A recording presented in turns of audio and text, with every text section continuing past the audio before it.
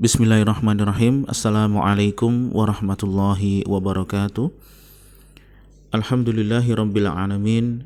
Wassalatu wassalamu ala ashrafil anbiya'i wal mursalin nabiyyina Muhammadin wa ala alihi wa sahbihi ajma'in. Ikhwatal Islam rahimani wa rahimakumullah. Pada pelajaran yang terakhir sebelumnya kita sudah membahas majrurat atau jabatan kondisi di mana isim itu di-i'rab majrur. Dan kita sudah belajar majrur karena huruf jar dan majrur karena idhofah. Nah, berikutnya yang insya Allah akan kita pelajari adalah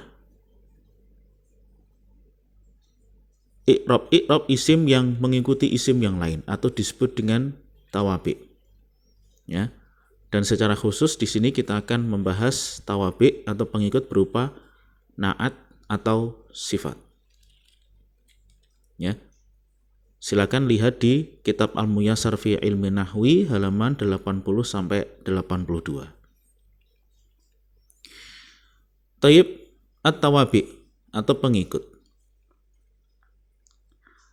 Tawabi ya yang merupakan jamak dari tabi ya, tabi'a yatba'u, mengikuti. Tabi adalah isim fa'il dari tabi'a yatba'u dan tawabi'nya adalah jamak dari tabi.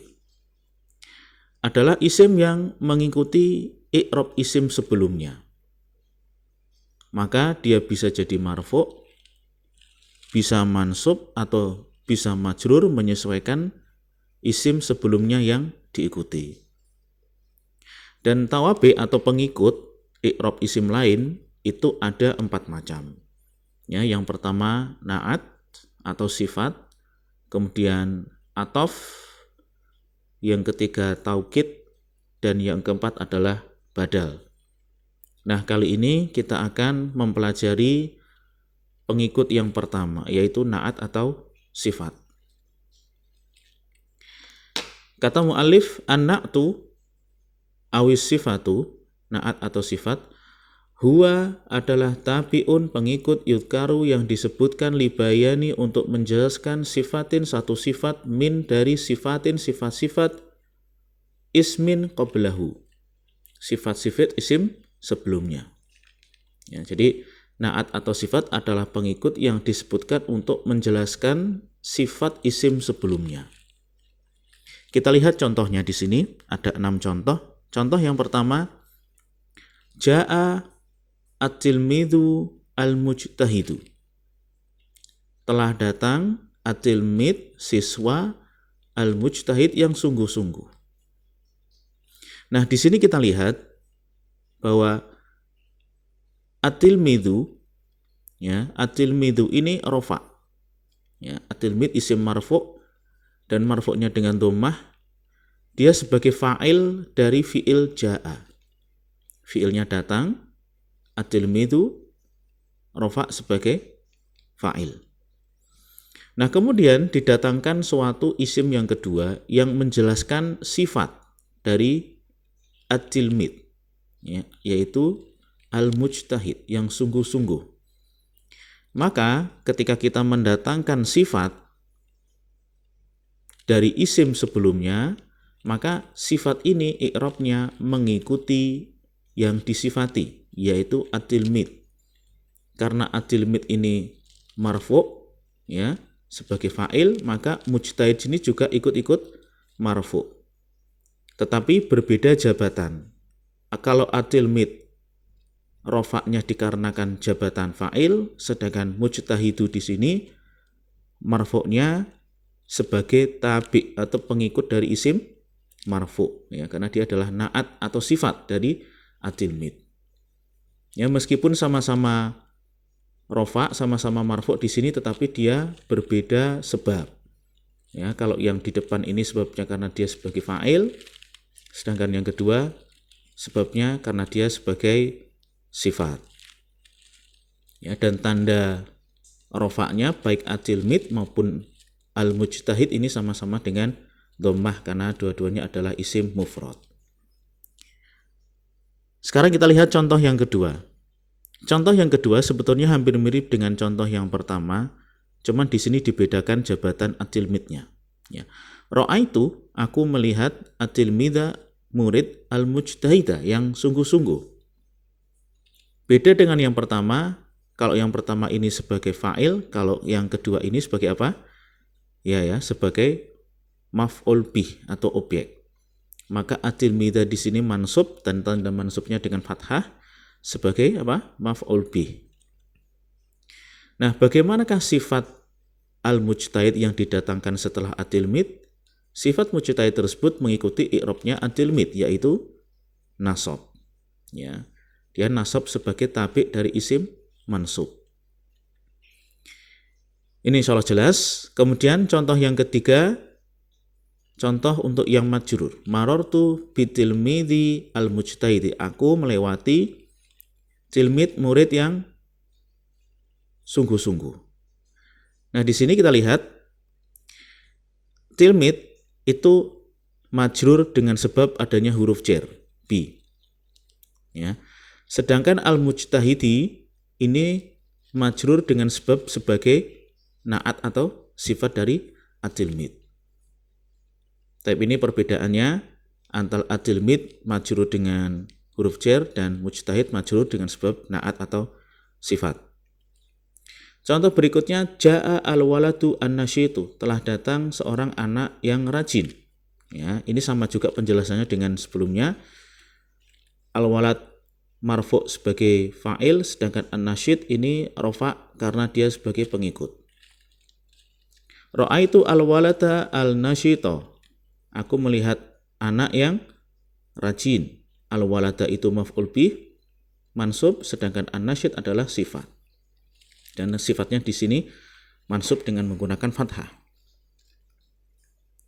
Contoh yang terakhir, marartu bil waladi an-nasyiti, aku bertemu dengan anak laki-laki yang rajin, atau melewati seorang anak laki-laki yang rajin. Ya, al-walad di sini yang pertama majrur dengan sebab huruf jar bi, kemudian an-nasyid majrur karena dia sebagai sifat dari al-walad. Ya, jadi dari contoh ini kita bisa melihat bahwasanya na'at atau sifat itu mengikuti i'rab isim yang disifati. Kalau yang disifati rofa, dia ikut rofa, ya, seperti contoh yang baris pertama. Kalau yang diikuti itu nasab, maka dia juga ikut nasab. Sedangkan kalau yang diikuti jar, maka dia juga ikut jar sebagaimana contoh di baris yang ketiga. Nah, berikut adalah ketentuan na'at atau sifat. Kita baca di sini dulu. Wa yajibu ayyatba'a an-na'tu man'utahu fi, dan na'at atau sifat itu wajib mengikuti man'ut yang disifati di dalam 4 hal. Yang pertama adalah i'rabnya. Yang kedua tadhkir wa ta'nis, jenis kelaminnya apakah laki-laki atau perempuan. Yang ketiga at-ta'rif wa tankir, nakirah maupun ma'rifah. Dan yang keempat adalah al-ifrad wa tasniyah wal jam'i. Ya, ikut secara jumlah apakah dia mufrad tunggal ataukah tasniyah musanna maksudnya ataukah jamak. Ya, jadi sifat itu harus mencocoki dalam totalitas 4 hal ini. I'rabnya harus cocok, jenis kelaminnya mesti cocok, nakirah ma'rifatnya juga cocok, jumlahnya juga cocok. Nah, sekarang kita lihat contoh, misalkan kita disuruh untuk menerjemahkan di dalam bahasa Arab seorang laki-laki yang soleh. Ya. Laki-laki itu rajulun, kita lihat dulu yang benar, maka sifatnya dia harus menyesuaikan dengan rajulun ini dalam 4 hal. Yang pertama i'rabnya. Kalau rajulunnya dalam bentuk rofa, solehnya juga harus dalam bentuk rofa, ya. Rajulun solihun, ya. Bukan yang salah ini kita lihat di contoh sampingnya, rajulunnya rofa tetapi sifatnya solihan, ini salah. Atau rajulun solihin, itu juga salah karena majrur. Kalau rajulnya rofa, solehnya juga harus ikut rofa. Kemudian yang kedua, harus cocok dengan jenis kelamin. Rajul ini laki-laki, maka kita datangkan sifat yang laki-laki juga, solihun, ya. Solihun adalah sifat soleh untuk laki-laki. Jangan dikasih sifat soleh yang perempuan, yaitu solihah, ya. Misalkan rojulun solihatun, ya. Seorang laki-laki yang solihah, ini enggak betul. Kalau laki-laki yang soleh, yang perempuan solihah. Terus yang ketiga, dia harus cocok dalam nakirah atau ma'rifah. Karena rojulun di sini itu nakirah, ya, tidak ada al, ya, artinya adalah seorang laki-laki, maka solehnya juga harus nakirah. Rojulun solihun. Tapi kalau misalnya kita ingin membuat jadi nakirah, ar-rojul, ya, laki-laki tersebut, sifatnya juga harus ditambahkan al, harus sama-sama ma'rifah. Jadi laki-laki tersebut yang soleh adalah ar-rojulu as-solihu, tinggal ditambahkan al pada rojul dan juga sifatnya yaitu soleh. Dan yang terakhir, dia harus mencocoki dalam hal jumlah. Di sini rojulnya itu tunggal, ya, bukan dua, bukan jamak, ya. Kalau bentuk duanya adalah rojulani atau rojulaini, sedangkan bentuk jamaknya adalah jamak taksir yaitu rijal, maka sifatnya juga harus sama-sama mufrad. Rojulun solihun. Kalau dibentuk musanna misalkan rojulani, ya di sini juga sama harus dibentuk musanna solihani, ya, seperti itu. Taib, ini insya Allah sudah jelas, ya. Intinya bahwasanya sifat itu harus mengikuti yang disifati dalam 4 hal, ya, atau totalitas semuanya harus ngikut. I'rabnya ikut, jenis kelamin ikut, nakirah ma'rifah serta jumlahnya. Nah, ini sekedar pengulangan dari yang sebelumnya yang ada di buku, disebutkan beberapa contoh. I'rabnya harus sama, misalkan ustadun jadidun, ustad baru. Kalau i'rabnya nasab juga sama-sama nasab, ustadan jadidan. Kemudian mudzakkar muannasnya harus sama, rojulun solihun, seorang laki-laki yang soleh. Kalau perempuan imra'atun solihatun, ya, sama-sama ada tak marbutohnya sebagai tanda muannas. Kemudian nakirah ma'rifahnya juga harus sama, al-hadisu as-sahihu, hadis yang sahih, atau hadisun sahihun, sebuah hadis yang sahih. Ini ada al, juga ada al, tidak ada al, tidak ada al, ya. Nah, nanti aturan nakirah ma'rifah kembali lagi ke aturan yang sudah dijelaskan di bab sebelumnya mengenai nakirah dan ma'rifah, ya. Intinya nakirah sama dengan nakirah, ma'rifah disifati juga dengan ma'rifah. Sedangkan tanda ma'rifah dan nakirah itu bisa berbeda, tidak semua harus menggunakan al, ya. Kemudian mufrad, musanna, jamaknya juga harus sama. Rojulun muslimun, ini tunggal. Imro'atun muslimatun, ya, tunggal untuk perempuan. Kalau dua, rojulani muslimani, dua orang yang muslim. Imro'atani muslimatani, dua orang perempuan yang muslim. Kalau banyak, rijalun muslimuna, ya, laki-laki yang muslim. Nisaun muslimatun, ya, wanita-wanita yang muslimah. Nah, ini aturan mengenai mufrad, musanna, jamak. Sifatnya tunggal ikut tunggal. Kalau yang disifati musanna dia ikut musanna, kalau yang disifati jamak dia pun juga harus dibentuk jamak. Nah, kalau misalkan di sini ini kan bentuk jamaknya jamak taksir yang sifatnya jamak mudzakkar salim, tidak masalah. Yang penting bentuknya sama-sama jamak. Ya, tidak memperhatikan apakah ini harus sama-sama jamak mudzakkar salim, harus sama-sama jamak taksir, tidak. Yang penting sama-sama jamak. Tapi berikutnya, an-na'at itu ada dua jenis. Yang pertama adalah na'at hakiki, dan yang kedua namanya na'at sababi. Na'at hakiki adalah isim yang menunjukkan sifat isim yang diikuti itu sendiri. Ya, sebagaimana contoh-contoh yang lalu itu namanya na'at hakiki. Sifat yang memang dia adalah sifat dari isim yang diikuti. Contohnya, ja'a rojulun solihun, telah datang seorang laki-laki yang soleh. Ja'at imro'atun solihatun, telah datang seorang perempuan yang solihah. Maka soleh dan solihah merupakan na'at hakiki. Na'at langsung dari isim sebelumnya. Nah, di sana ada jenis kedua namanya na'at sababi. Na'at sababi adalah isim yang menunjukkan isim lain yang sifat isim lain yang memiliki kaitan dengan isim yang diikuti. Jadi dia tidak merupakan sifat langsung dari isim sebelumnya. Contoh ya. Ja'a rajulun sholihatun zaujatuhu. Datang seorang laki-laki yang solihah. Tapi bukan laki-lakinya. Siapa yang solihah? Istrinya. Zaujatuhu. Ya, jadi sholihatun di sini adalah na'at sababi. Ya.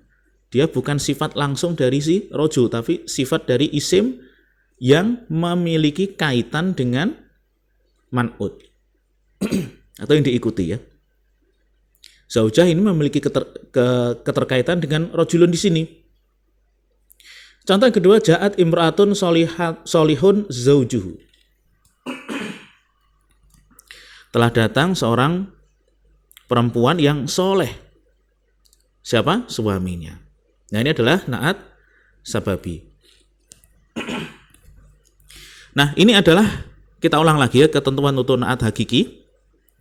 Kalau na'at hakiki, dia harus mengikuti ya, sifat ini harus mengikuti yang disifati dalam 4 hal ya. I'rab, jenis kelamin, ma'rifatun nakirah serta jumlahnya. Kalau untuk na'at sababi ya, meskipun ini penggunaannya cukup jarang, tetapi kita perlu ketahui juga aturannya. Yang pertama dia mufrad. Ya, sifatnya mufrad, kemudian untuk nakirah dan ma'rifah itu ikut isim sebelumnya. Ya, rajulun sholihatun. Kemudian jenis kelamin ikut isim sesudahnya yang disifati. Ya, jadi ini aturan dari na'at sababi. Pertama dia harus mufrad. Kemudian nakirah atau ma'rifahnya ikut yang di sini. Sedangkan jenis kelaminnya ikut yang disifati. Tapi ya, moga-moga dapat difahami. Nah, ini PR-nya. Yang pertama terjemahkan di dalam bahasa Arab, dan yang kedua adalah sahih ma tarahu khoto'an. Benarkan mana yang engkau lihat salah.